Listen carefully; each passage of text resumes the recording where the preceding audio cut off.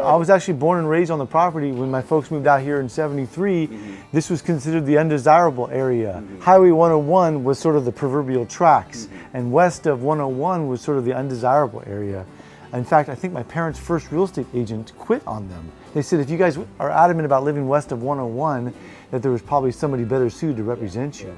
So when we moved out here in '73 or '72, it was farmland. There was some old vine vineyards planted in between. Cecil Deloche just moved out onto our road. And him and my father planted our Gewürztraminer in '76. That was sort of our lifestyle. My dad never made wine with it. And he sold his grapes to Deloche for 28 years. He had some Gewürztraminer in the front and some Zin in the back. And it was just sort of a little more than a hobby, my dad called it. It basically paid his property taxes.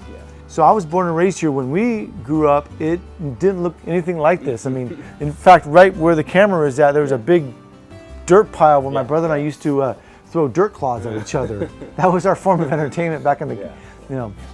And so none of us were really thinking that we were going to make wine or make this sort of a lifestyle or a career. That is until I left for college, and I remember telling my mom, I remember where I was standing, I said, I'm never coming home to Sonoma County, this place is boring. And I went off to college, and then I went to San Francisco, which is sort of the evolutionary trail that people our age at the time when I was 24, I found myself in the city, and I was loving the city because it was in the late 90s, and it was the .com era. And so I got to experience that, and that was a blast. But I ultimately sort of realized I wasn't a white-collar guy. I didn't want a paper push, and I was finding that I was walking out of my office more stressed than I was going in. I said, okay, there's something wrong here. So I had sort of what I term an early life crisis. At 24 and a half, 25, I left San Francisco. I quit my MBA. I broke up with my girlfriend, and sort of found myself going, gosh, what am I going to do now?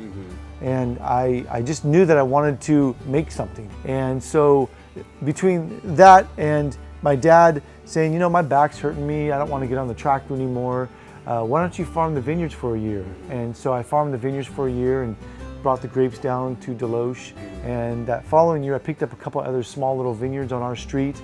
I guess the word was out from some of these old guys that there was a new kid back on the block.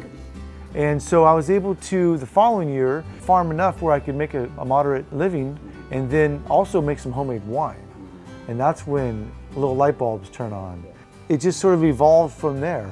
In 2002 was our first commercial vintage. That was a blast. I really had no idea what I was getting into.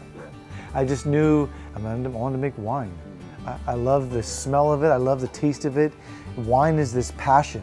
And there's this sort of full circle lifestyle that is seasonal. So I know when I need to go to work, and I also know when I get to take time off for my family and take a little more time for myself. And it was just this sort of world that I was just so attracted to. Being able to take something my dad planted 40 years ago and take it to the next level, you know, it's just something that is just, it's pretty special.